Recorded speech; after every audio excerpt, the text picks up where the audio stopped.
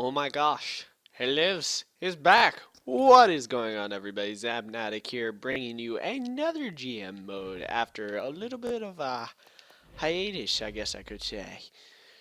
I have been out for multiple reasons. First of all, I had a bunch of tests and quizzes a couple of weeks ago, and I don't mean to make excuses, but I am in college and I am trying to get a decent education. That way I can get a good job.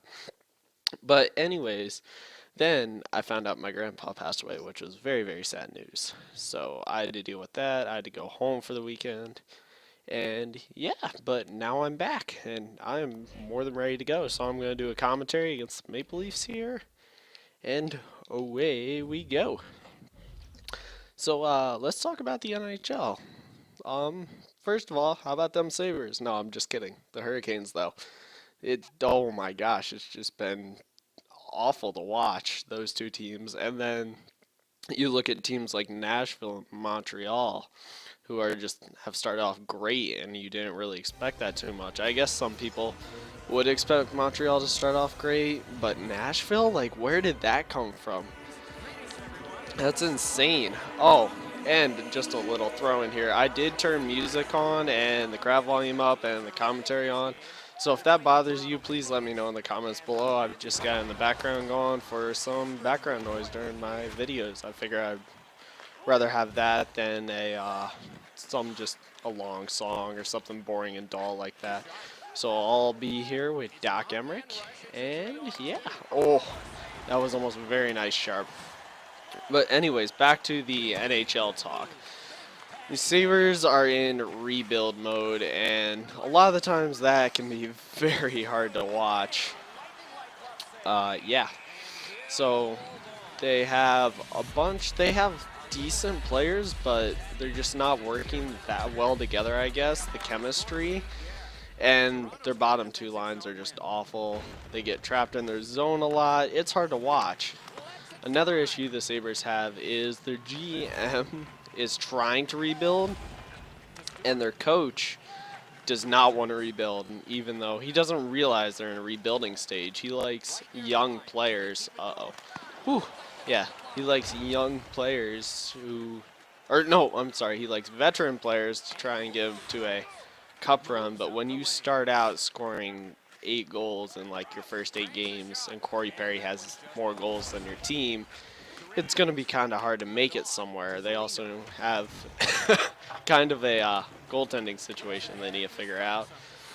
But as long as they're in rebuild mode, I guess they'll be trading. I've heard trade rumors of Tyler Myers going to Detroit, but I cannot confirm any of this. I've just heard rumors about this. I know Detroit gave him an offer last year, or an offer or two for Tyler Myers, but they didn't pay a high enough price. So if they end up getting Tyler Myers, they're going to really pay the price. Like, expect a few good players to go. Nothing like Datsuk. They would never trade Datsuk. But expect high draft picks, of course, and at least a few good players. Young talent. But Detroit doesn't have too much young talent, I don't think. Ooh, that's going to be a penalty. Should I fight him? Nah, I want Bufflin out there. Yeah. So the other team that's just having serious problems is the Hurricanes. The Hurricanes, I don't know what's going on in their goaltending, but it's just not working, whatever it is. I also know they have both Stahl brothers out. Hold on, I'm going to pause for a drink here. I had this cough about a week ago, and I thought I finally got rid of it. And I'm like, you know what? I'm going to go back to make a video because I hadn't made one in, 2.5 weeks, 3 weeks almost. And the cough's like, hey, I'm back. So, yeah. I'm dealing with that. But the Hurricanes, both Stalls are out, like I said. I think Skinner might be back now, but he got his 3rd concussion. I don't know the facts about the Hurricanes with Skinner's concussion facts. But they have had serious problems over the start of the season.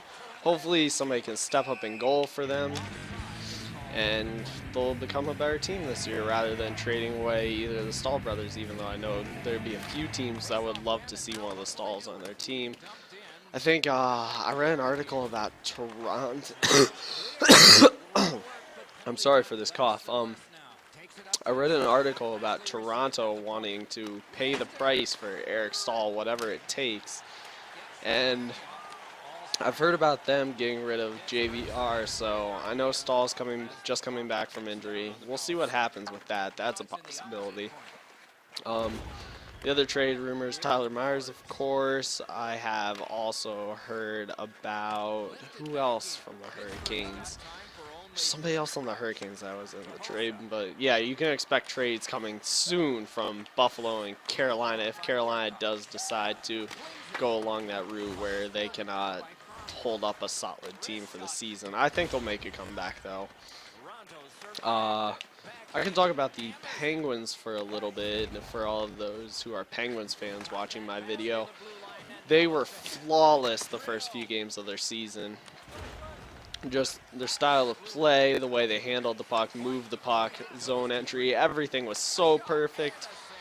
And then everything fell apart against Dallas, just everything. Total collapse, third period. Defense was not great. The offense really tried in that game. They lacked the back check though in the last 5 minutes they played it. Ooh, yes, Bernier with the goal. Not Jonathan Bernier, not this goalie, even though that's probably not Jonathan Bernier. It's Steve Bernier. Said the same way, spelled the same way. He scores it on the deflection from, I'm not sure who took that shot. And this angle is not going to help me. I can tell you Datsuk standing in front of the net. Yeah, very nice goal. Anyways, I was discussing the, the Penguins collapse against Dallas. Just everything completely fell apart. I think they lost confidence in their next game against Flyers, got destroyed in that game, and then Detroit, that really put me down. I did not watch the game against Detroit, and I heard about it. I'm glad I didn't watch that game. Another late collapse. I heard Grice played great, the backup goalie, our new backup goalie. But yeah, third period collapses. They play a great 50-minute game, and then all of a sudden it's just a collapse. But they did play a fantastic game against the, oh gosh, I need to pay more attention. Their last game, whoever they played last game. It wasn't the Islanders. No. Anyways, their last game, they played a great game. Was it Toronto? I don't know. Played a great game. Some of the other teams, everybody's been pretty average or where they've expected to be. I know the Bruins have dropped. Oh, you know what? The two teams that aren't doing good that I expected to be doing good are the Bruins and the Colorado Avalanche. Both those teams I expected to come out on fire. The big bad mean Bruins, don't poke the bear, you know. They could come out. Rask hasn't been doing that great this year. He doesn't look in mid-season form whatsoever. And they just haven't quite got up to the point where they were last year winning games. Along with Colorado, this is the biggest shocker to me. I know Varlamov has been injured, but with McKinnon, Duchesne, all of those players, they started out just loss after loss after loss. I'm like, wait a second. This is not the team that I watched in the playoffs last year against the Minnesota Wild. This is a lot worse of a team. Oh, yes, Hossa.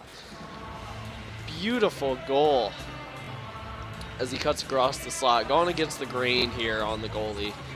I need to figure out the goalie. Oh, Pekka Rinne with the assist along with Bufflin. I think that's Pekka's first point. Sorry, I'm going to take another drink. I think that's Craig Anderson in net, most likely. Or Frederick Anderson. It could be either of the two. I didn't check before the game. The commentators have probably said it, but yes, it's good to see Pekka Rinne kicking in with an assist here. Hopefully he gets the S word, if you know what I mean. Yeah. Colorado, though. I hope they start playing better because, personally, I love the Avalanche. They're that new young team that comes in and is supposed to just come up, work their way up, hopefully make a deep playoff run this year, and tossing. In my opinion, if you throw your jersey on the ice, you are not a fan of that team. You don't even belong in the rink. You don't. You shouldn't. You shouldn't even be around. Oh, we got a fight here. We're gonna take it. Oh, Bufflin's coming over. What? All right. Two big boys here, heavyweights going at it. Getzlaf does not throw down this often, but hopefully. Oh, no, no, no, no, no. Let's not do that. No. Come on. I'm going to get beat. No, stop tugging. Oh, man, that was ugly. Getzlaf just beat the living crap out of Bufflin. Ooh, I don't know if anybody saw the hit against Colorado. He knocked down two people within seconds, just demolished them. The second one was Mitchell. He destroyed. If you haven't seen those hits yet, go look up Dustin Bufflin destroys the Colorado Avalanche or something like that under recent on YouTube. It was insane to watch. But yeah, back to the jersey tossing subject. I really hope this does not carry around the rest of the league. It's just an awful habit. You can't do it. I mean, if you do it, it's pitiful. It's sad to see when, even for other commentators, I know Detroit was, when the Maple Leafs were playing Detroit, in Detroit, somebody tossed a Maple Leafs jersey on the ice, and I'm pretty sure, oh, shout out to Pekka right there. That was a fantastic save. I'm pretty sure it was not a Detroit fan. Why would they have a Maple Leafs jersey? A Maple Leafs fan tossed a Maple Leafs jersey on the ice, and the commentators for Detroit, I was watching it from their feed, they called it just awful, and I couldn't at all. Anywhere, any team. Okay, maybe the Flyers. No, I'm just kidding. I won't hate on the Flyers right now. They're the only team in the league I might not like, though. But if you're a Flyers fan, don't worry. I get along with you people just fine. The other thing, yeah. Shoot, I had another subject I wanted to go on to. Oh, yeah, the thing that Ottawa did for the shootings was very, very nice of them. It's sad to see that people go out and shoot other people, I guess I should say.